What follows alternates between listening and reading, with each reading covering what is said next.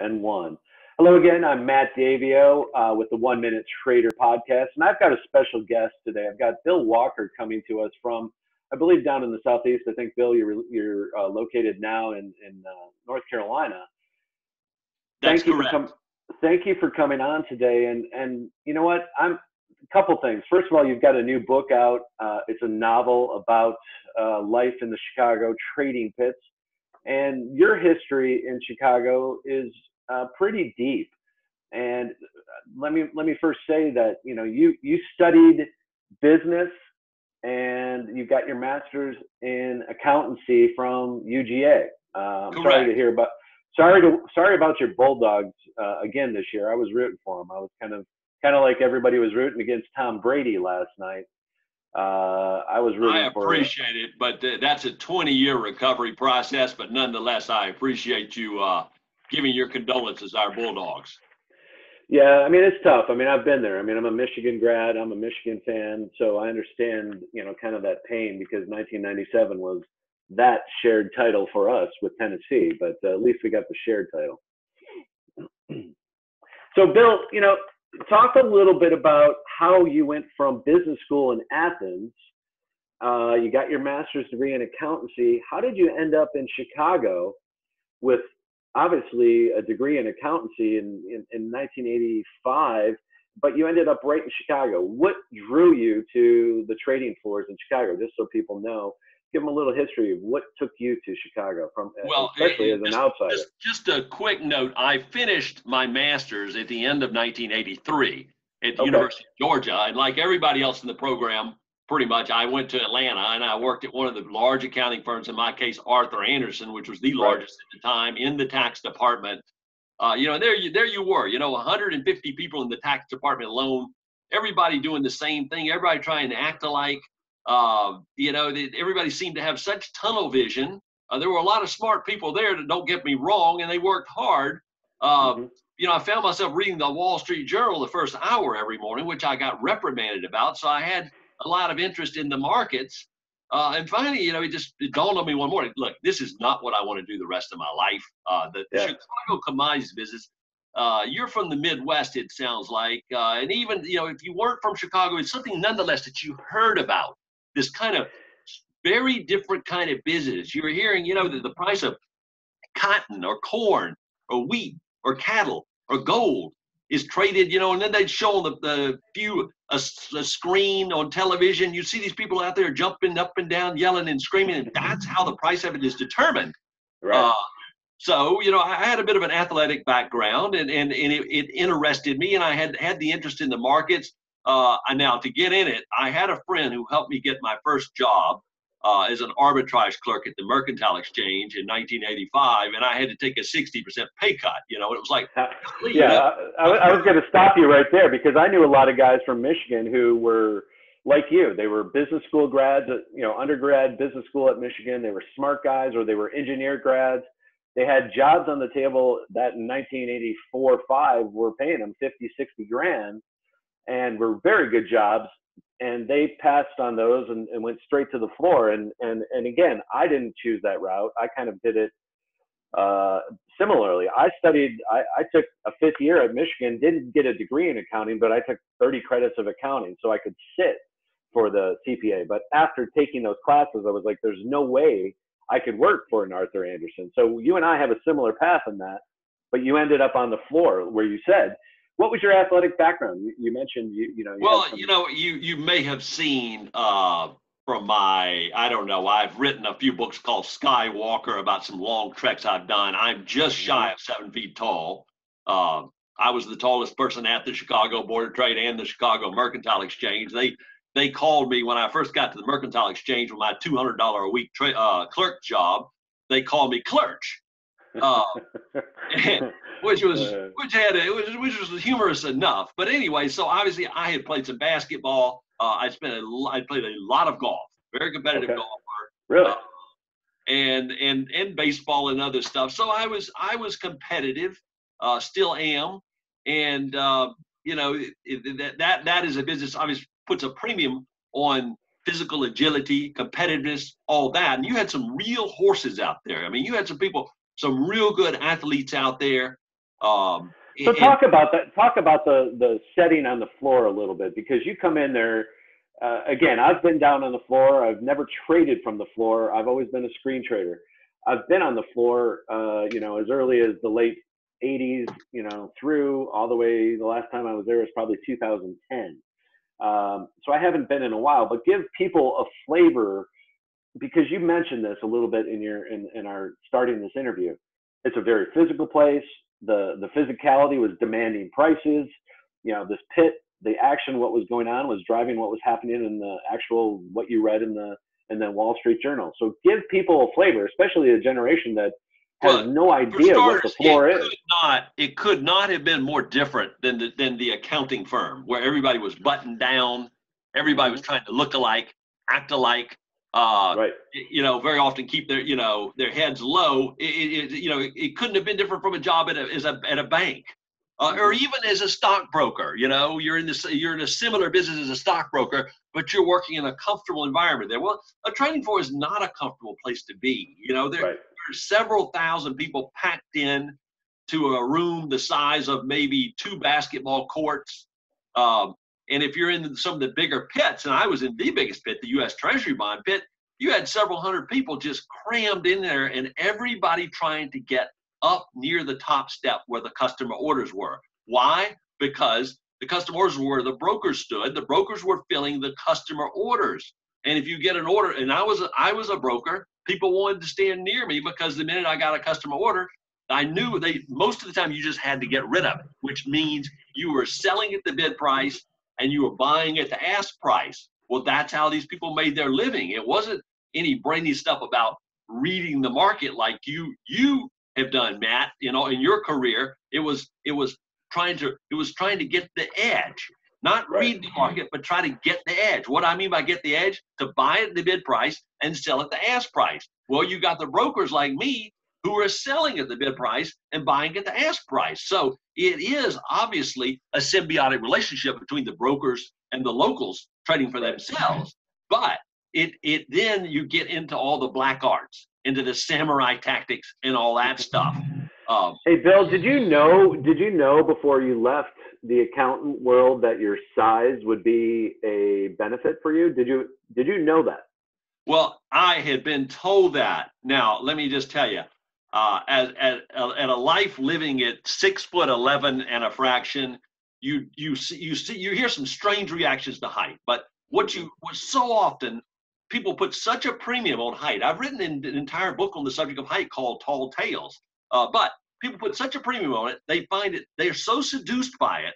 I was able to get a job as an arbitrage clerk instead of a runner right off the bat, because the biggest broker on the trading floor at the Mercantile Exchange hired me because he was seduced by my height. He thought it would be the greatest. Because he'd never seen anybody as big as you, and he was a big guy. He got it. He got the benefits that he was receiving, and he figured he could ride your coattails, so to speak. Right, but it really is an interesting subject, because yes, I could see better. I had better vision, but if you looked on the trading floor, the very best traders I ever saw tended to be to the short side. I think of people like Tom Baldwin in the Treasury bond futures pit, Louis Forcellino in the S&P pit. These people were short. Because what you saw on a trading floor was the highest premium was not on what people were able to see, because pretty much everybody could see the same thing. It was on aggression. And guess who were more aggressive? There's an argument of the size of the dog in the fight, size of the fight in the dog. Well, it's the Napoleonic complex, I'm sure, that showed itself very much in the pit. So, I saw it a lot, and I heard this from friends of mine, that I graduated from in Michigan that went to the pits. They were like, there was guys that were, football players, ex-football players that got chewed up, as you said, by these little terriers down in the pit. So, tell us a couple stories, like where you would see those situations where you had these big guys who could physically dominate, but in a tight space, it became a different place. Sure. Well, for starters, I spent my entire career in the Treasury pit. I was on the top step because I had to be on the top step. 86%. That's an incredible statistic. 86% of the volume in the entire Treasury bond pit was traded on the top steps, and the other 14% was traded on the 5 steps below that. So Okay. right there, you've got this huge divide between those on the top step and now. But even though I was on the top step, I was always on the back row of the top step because there were people in front of me who had been there a long time, A, and B, when something would come open every so often, and it was never that often because people on the top step, they protected their territory with their life because they knew that was their career. And there I was on the back row having to trade over people's heads. Well, I could do it, but it was a huge disadvantage. The guy right in front of me, who was the guy right in front of me, who was one of the biggest traders in there, bit the Goldman Sachs broker. They got into an argument. Got him in a headlock, and he bit the Goldman Sachs broker. The Goldman Sachs broker had to go to the hospital. And they told him before they would treat him, that he had to go to the police first and file a police report because of the bite wound could be HIV positive. So this was before Mike Tyson, right? Was this before Mike Tyson? Yeah. There was another trader out there called the Bulldog. He got in one of those Mexican standoffs down in the well of the pit with a guy there shouting at each other. And all of a sudden he bites the guy in the nose. Now, more often it wasn't something dramatic like that. It was more just like pushing and shoving and intimidation. And you know what? I was never any good at that. I don't even really want to be good at it, though I wish I had been good at it in the daytime hours. Although I suspect, I have a hunch that if you were real good at it in the daytime hours, you had trouble shutting it off after the 2 o'clock close. I can imagine. So tell us a little bit about you came on there, you were a clerk on the arbitrage side, and then very quickly, in really less than a year, you became, you went to work for Kidder Peabody. And again, this is a big name for the markets that, again, the generation really doesn't realize. And you were there for the heart of this. So I want to hear a little bit about your time with Kidder, what you saw, what you went through, the growth, and then really the expiration of Kidder Peabody, if you will, if you're willing to talk about that. Yeah, sure. When you get a job with any company, the first question was, does the person, do they gear that person towards a career on the telephones, working with customers, or are they going to put that person, point him towards the pit, first as a broker's assistant and then hopefully broker later on? In my case, it was kind of a no-brainer. We're going to put this guy in the pit. That was what they had in mind when they hired me. It's what I wanted. And so Kidder had a presence in all the different pits. You start off as a broker's assistant. I mean, that's not a real easy job because you've got people, pushing and shoving you because you don't even have a membership at that time, so you don't have rights. You don't have a lot of rights. There was a guy standing near me that had a chip on his shoulder, and he was already a member, but he saw me coming along. We were about the same age, and from the very beginning till the very end, he was always trying to undercut me. But anyway, finally I did get cleared to broker and to trade for Kidder Peabody in the Treasury bond pit. But as I said, I was handicapped my entire career by where I stood. I was always on the back row, turned sideways, and I was filling bigger orders than most anybody who stood on that back row, but I was never able to become, I made a good living in there, but I was never able. I was probably averaging about, on average, I would do maybe 1,200 contracts a day, whereas some of the bigger brokers in there were doing 10,000 contracts a day. And my strength was, maybe it had something to do with my accounting career, was I was a low error broker. You had people out there who were just screaming and having conniption fits all day, and when you traded with them, it was really frightening because you couldn't tell whether you traded with them half the time. They either were so busy they didn't have a chance to check their trade, or something else that was very annoying were these people who were trying to intimidate you and keep you in fear by not checking their trades with you.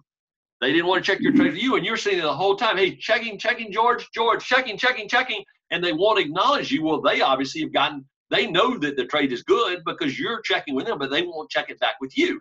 And then if you do have an error with that kind of person, they're like all of a sudden going from 10 feet tall to 2 feet tall because they know what they won't take the error even though it was their fault, and you have to split it with them. But for the most part, my strength was keeping my errors down. That destroyed a lot of brokers. Each contract in there. When I talk about doing 1,200 contracts a day, well, that's about $120 million worth of bonds that you are trading every day, because each contract is $100,000.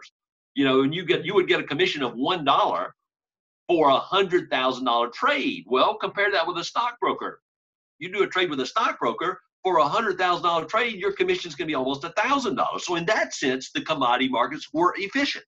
But if the conditions in the pit had been better, I would say the commodity markets were more efficient than the stock markets. But you had all these issues in busy markets when all the pushing, shoving got the worst, where all of a sudden people were going down or getting pushed so much off balance that they were not able to execute their customer orders correctly. You would see prices traded, somebody trying to buy at a higher price on that side of the pit than somebody was trying to sell on this side of the pit.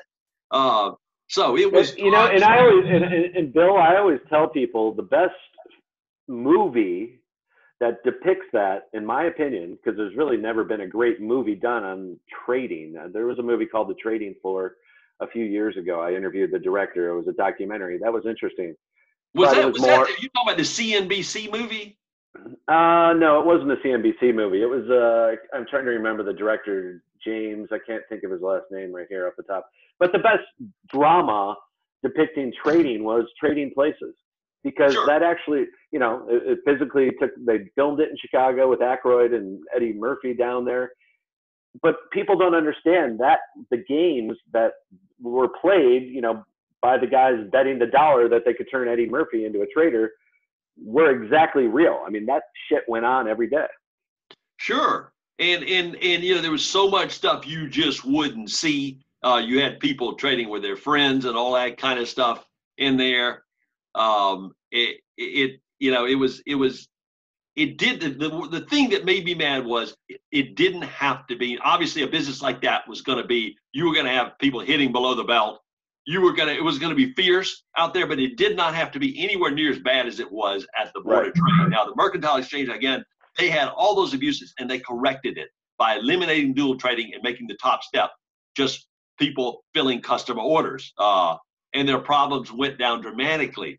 But at the Board of Trade, it was different. It was really the Wild West of the Wild West down there, for sure. I mean, Dodge City without a marshal. It really did seem like you could get away with almost anything, and you would be respected for it. You had people out there, and you had these people, these bully types, who were basically wrong on everything. Most people they were just wrong about everything, but it wasn't about who was right or who was wrong. It was about who was putting who on the defensive.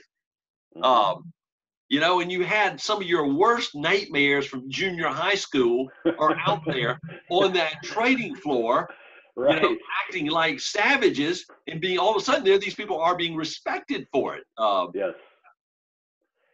Now you talk a little bit about so you're 7 feet tall, you're having some success. Kidder Peabody was really the cream of the cream, during the late 80s, early 90s, and then ultimately, came to its ultimate demise. And you probably saw some things, if you're willing to talk about it a little bit.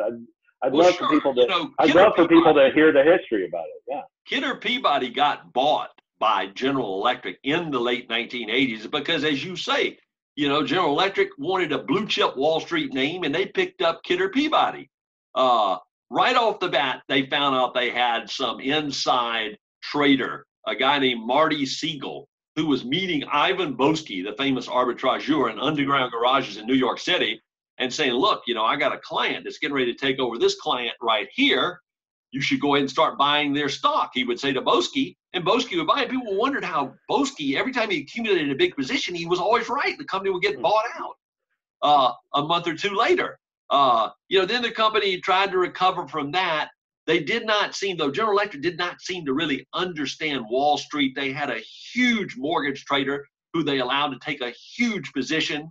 And he made a lot of money on that in bonuses, and then the position turned against him, and they were stuck with that. But the incident that did Kidder Peabody in was the Joe Jett incident, in which Joe Jett the senior government trader for Kidder Peabody, accumulated an enormous position in Treasury bond futures and in the Treasury bond cash market. And according to the charges, he was marking up the trades he did in the cash market, and he was marking up the sales he did and marking down the price of the buys, so that it made it look like he was making a lot of money. He got a huge bonus at the end of 1993, along with the man overseeing him, who got a $20 million bonus to Jet's $10 million. And then all of a sudden, the company was like, wait a minute, this guy's making too much money too fast. They hired an auditor, and it was determined that Jet had actually lost a lot of money. Well, then Jet pleaded the Nuremberg defense, that he was told by that higher up to do it. You know, and to this day, you know, he's written books about it. He appeared on 60 Minutes. I personally don't find his story credible. You know, I think he did it to go ahead and get the money in the bank. Now, I think the person above him, who knows what his motives were, but it ruined a 135-year-old company, and that was the end of my career in Chicago after 10 years.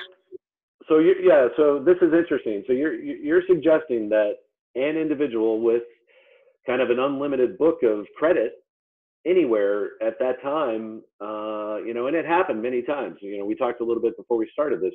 Nick Leeson did the same thing in Singapore. You know, brought down that. And it was the same type company too. Baring Brothers Bank was an old line blue chip British investment bank with like 150 to 200 years behind it, and that one basically old football hooligan is what he was, who couldn't trade on the trading floor in London because he had stiffed so many merchants and couldn't pass the background check, was over there in Singapore and took on this enormous position, you know, and he was the person everybody feared on the trading floor. I'm sure that he was very good at making people feel stupid and putting them on the defensive. In the end, the emperor had no clothes. And this, let me tell you, this brings up an interesting point, Matt, because, you know, you all these black arts and samurai tactics and intimidation and fear, you know, these people were trying to put fear in you, and they could hurt you. They like to show it that they could hurt you, and they could hurt you. We're not talking about physically, although that did occasionally happen. They could hurt you financially. With the big question you must be wondering is, well, what happened to those people? Well, let me just say, and you've probably heard these stories, there are an avalanche of credible accounts of the very biggest traders in those pits in Chicago, then started trading electronically when all the volume finally switched over to the computer at the behest and pleading of the Wall Street companies. When it all switched over, those big traders have apparently been just bloodied and obliterated. And they're probably the most surprised people of all. But I think somebody like you, who looked at it from, you know, who had some detachment from, will say, well, of course they got bloodied. You know, there are reports of traders damaging computer screens and being kicked out of trading rooms. You know, well, that kind of stuff worked in the pit, but it's not going to work in front of that screen. I can give you a couple more examples, Matt. When you have a customer order on that computer screen, you just put it in, sell 100 contracts. You know, if it's 92.12 bid, 92.13 over, sell 100 contracts, and you're going to sell them out probably at 92.12. But to anybody, whoever the first person is bidding, you're probably is going to get it on the computer. However, in the pit, it was gospel. Let me tell you. I mean, you listen to this all day. If a broker like me got an order to give up the edge to sell at the bid price or buy at the ask price, you were supposed to do 100% of it with the locals trading for themselves and give none of it to another broker who was filling a customer order. Right. So that's a huge advantage right there. That the edge is, you know, you're supposed to satisfy any local before anything goes to a customer. Well, now you got locals and customers on an equal footing on the screen. And then there's a second thing that was gospel out there, and that was that when you made a trade with a local, let's say you gave him the edge, you sold it to him at 92.12 when it was 92.12 bid, offered at 92.13, so he's got a good edge, but all of a sudden the market starts to go against him. Now you get another customer order, and you're going to give up the edge. Well, you're supposed to go back to that local with a get well trade.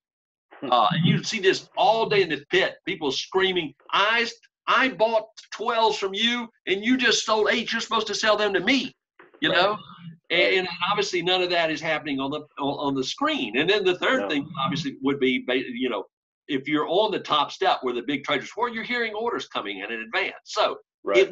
it was a huge advantage for locals who were trading on the top step. Those trading down, those are probably the ones who have done better trading electronically. Those who were standing down, if they could survive in that pit, Yeah. the screen was Yep. on the top steps, they would have a better chance in front of the screen. Well, I always remember Marty Schwartz's book Pitbull, and he talked. He was always a screen guy, phone guy, right? He always put his orders in from remote, Sure. and he even talked about it. I filled some orders. He used to come in through Kidder Peabody. I filled plenty of Marty Schwartz's orders. Right, but I mean, he's a hero of mine because like you'd sit back and a guy like that still, even without a pit, knows he can make money, right? And the guys in the pit, to your point, like that whole game went away. It's gone. It took 15, 20 years for it to play out, but the pits are, they're totally gone in that reference, right? They're ceremonial almost today. Sure, and you get these traders, they get together and they relive the good old days, Mm-hmm. Well, was it really the good old days? Some Right. of it was, and you'll see at the end of the book, Chris Parker kind of concludes it's not all bad. I mean, there were parts of it that I liked. It was for a guy like me, not from Chicago, it was a true Chicago experience. All the Yeah. South Siders, the West Siders, the North Siders, all those rivals. You met a lot of folks out there. You met some talented people, colorful people, all that. The money was good, even for a broker like me who was filling custom orders for commissions. There was a lot of financial opportunity, but it was grotesquely unfair. It was savage at times in a way it did not have to be. Now some of these people exalt that. There are people who exalt that. The violence factor. You hear accounts, so and so did this to so and so, and they're exalting that. That is not me at all. Right.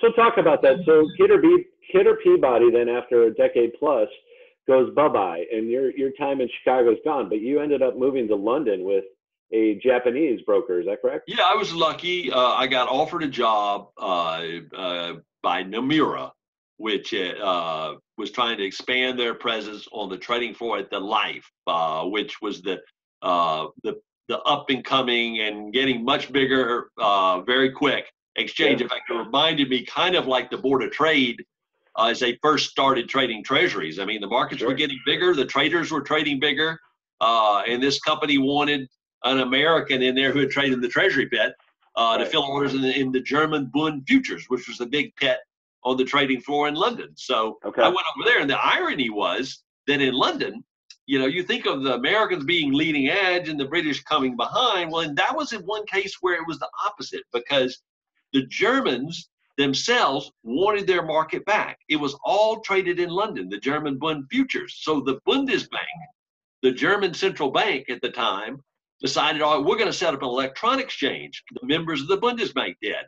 And they required that the member banks start putting a certain number of the percentage of their orders onto the electronic exchange there in Frankfurt. So, when I got there, we had 95% of the Bund futures market in London. Well, then it would slowly become 90 and then 85. And finally, after a few years over there, boom, it went, they got to 50% of the market, they went from 50% to 100% in a matter of a month after years of eating at our market share. So that ended the whole thing in London. And I mean, they were not so nostalgic about the floor trading in London. They quickly shut down the trading floor and went electronic in January of 2000. Whereas in Chicago, they kept those trading floors open long after they really needed to, because the volume had long since gone. I think most of it. Yeah, don't you think a lot of it was, I don't know, a lot of it was, like you said, the jobs that were disappearing overnight, right? There was no union, so they were trying to allow these people to come and maybe keep it alive. The board members, they were smart enough, at least the CME was smart enough to merge with the CBOE and sure. And, make it all. the CME was so much smarter than the Board of Trade. If you went back, say, 40 years, the CME was a speck compared to the Chicago Board of Trade. It was a old butter and egg exchange. Let's say 40 years ago, they were just starting to get into like currency futures, but the Board of Trade was so much bigger. And through all these things I've been talking about, next thing you know, the CME, they knew how to act collectively in their best interest, not just in the interest of the strong men at the top. Right. And they end up basically buying the Board of Trade in about 10 years ago. So, that was an ultimate irony right now that anybody 40 years ago was in the Board of Trade by the Mercantile Exchange. Exactly. Yeah.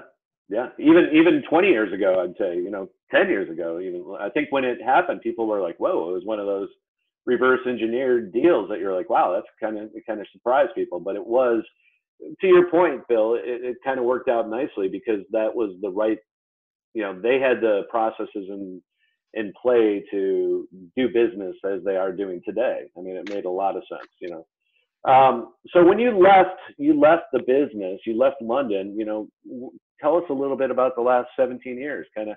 Well, you're a fantastic storyteller, by the way, and I could listen to you all day, but I want to talk a little bit about your walk, and no pun intended, Bill Walker, but you've done a lot of hiking and books about this, let's get into the meat of your life here.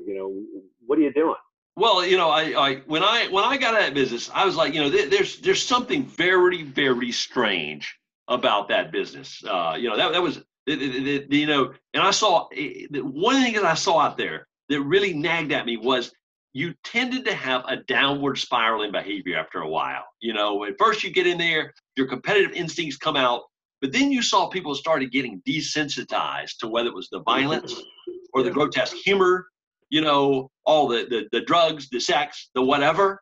I remember my brother came and visited me once, and he said, he heard all this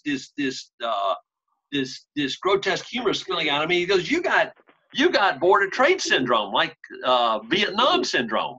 This place is starting to wear at you. It's eating at your fiber, at your training. And I used to see people, in year 2 they would do this, in year 3 they do this, in year 4 they do this, and it became a downward spiral. In one sense, some of the lucky ones were the ones who got out of there, who think it didn't work out as well. So when I decided, when it did go electronic, it was time to do something completely different. I spent a year doing a welfare to work volunteer project in South Texas.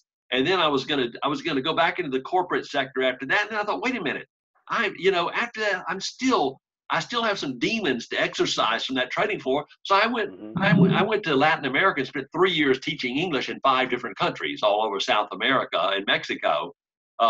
And then I had been reading, in fact, when I was in London, I read Bill Bryson's best-selling book, A Walk in the Woods, about his attempt to thru-hike the Appalachian Trail. I did not realize there was a whole parallel community that sets off every spring trying to walk from Springer Mountain in North Georgia, where the Appalachian Trail begins in the south, to Mount Katahdin in north central, 2,180 miles. And immediately the idea stuck in my head. And so when my father died, that was the first decision I made, was I was going to give it a go, even though I did not have any grounding as an outdoors person. And it ended up being a transforming experience. I bet.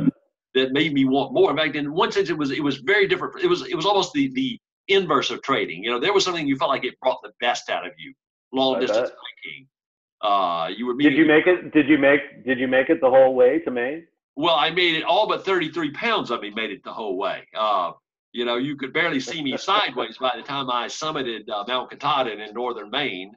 But it was it is the great thing about the Appalachian Trail is it's an opportunity for an average person, of average abilities, which was me. There's no false modesty there, who has above average determination to do something that most people would consider a bit extraordinary, to walk from North Georgia to northern Maine. And you see all the different, you go to all different types of geography.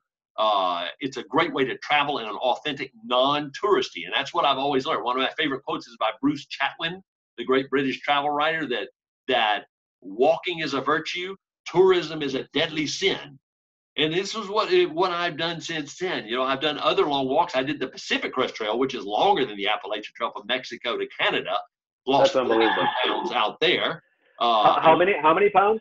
I lost 43 pounds out there. I mean, because it's longer between resupply. Oh, there's a photo of me that I put in the book, despite my mother begging me not to, showing just how emaciated I became. And you know, you get to where you can't stay warm out there because you have no body fat left. But when did you do the? I don't know if you know this, but I live in the heart. I live in Oregon. I'm on the Pacific Crest Trail. I've never done the whole thing. I've just done, you know, day trips or a couple day trips, and I seriously tip your hat, because I agree with you. I personally, as a trader, part of what one of the reasons why I moved out here 18 years ago from the Midwest. My partner was in Chicago. He was trading for, O'Connor and Swiss Bank and all these big guys. And we moved out here to, trade for a hedge fund that was based in San Francisco. And we love the outdoors. My kids, two of my children were born here. Mm-hmm. They love it. They love the connection between spirit, body, and surrounding that you get from being on these types of excursions. Well, yeah, I mean, you say Oregon, and it's interesting you say that, because to me, Oregon is the anti-Florida. Yeah, I hate to pick on Florida, but when you think of Oregon, you think of sedentary lifestyle. Whereas Oregon, no one has ever moved to Oregon to pursue a sedentary lifestyle. Everybody's into bicycling and running. And hiking and all kinds of outdoor activities, and you see why when you get out there. I've tried to stick with the popular treks. They are inherently demanding, the Appalachian Trail and Pacific Crest Trail, but I've tried to stick. It's not Lewis and Clark stuff with me. You got a good community of folks out there, and these are people you stay friends with. You really feel like you've been through something with these people. And people respect what they're doing. That was something I saw on the trading floor. So many people did not seem to have respect for what other people were doing, because it was all about making fast money. That really, really, whether you're looking at scripture or whatever your philosophy is, it really, I think, becomes fraught after a while. Mm-hmm. Yeah. But long distance hiking was almost like an exorcism. It really was. Well, there's something, there's something to be said about the smells, the tastes of the dirt in your, on your skin, and just the sun and the wind. It's very healthy. We're, again, as you said, spiritual, biblical, whatever you want to call it, ashes to ashes, dust to dust. I mean, it's the whole thing. How can you not be humbled? Because you can't control anything when you're out there and you're doing these types of excursions. And you work together, though, on a trading floor. That was the thing. Unlike the stock market, where people could prosper together, on trading floor, one person's win was another man's loss. So it's just inherently gonna get a bit ugly. I talk it when I get to the end of the book there, and I'm not revealing too much here, of Chicago Pits, the novel I've written. I talk about the main character becomes intrigued with the whole idea of nomadism, because so much of war and savagery throughout history is all about accumulationism. People who stay in one place, it's just natural. They begin to want to accumulate as much as they can, whether it's to keep up with Jones's mentality or just laziness or whatever. They want to accumulate a lot. And that's what I'm trading for. I was stuck for years and years and years in a place the size of a telephone booth. And it was just natural. I think the savagery was just a natural byproduct of that. It became like a form of feral capitalism. But long distance hiking was the opposite. Hey, Bill, you wrote a series of books about your hiking experiences. So, and then I want you to talk a little bit about, kind of what inspired you. And it took you some time then to write this latest book, which is just coming out, called The Chicago Pits, which is a novel. I've got to ask you, are you going to do a whole series like you did on your hiking? We'll see. Because after Chicago, I was there in London. The reason I chose to write this book? Well, people want to relive their intense experiences. That was why I chose to write about the Appalachian Trail and the Pacific Crest Trail, where you're walking, you're going all out every day in all kinds of weather conditions, the animal life, all the different people. That, to me, life really thrummed at a high pitch out there. And I had wondered when I got through the Appalachian Trail, can I write an entire book? Well, it ended up, I had to be ruthless with myself to edit it down. I pulled, I think, 46 out of every 100 words out of that first and second draft I had done on that Appalachian Trail book, Skywalker, Close Encounters on the Appalachian Trail. And it was no problem writing about the Pacific Crest Trail. I did the El Camino de Santiago. In fact, 3 years. I was going to ask you if you've done that one. I've had a couple friends that have done that and just love it.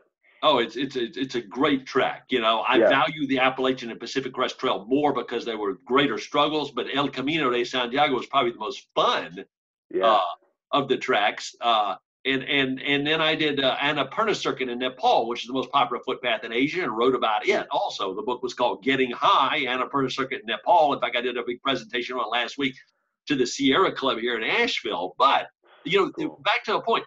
The thing that really interested me, those books sold pretty well from the beginning, especially those first two Skywalker books about the Appalachian Pacific Crest Trail. It's like, here I was, an unknown writer, and I had books that were in the top 1% and 2% on Amazon. Why is that? And my answer is because wilderness runs in the American DNA.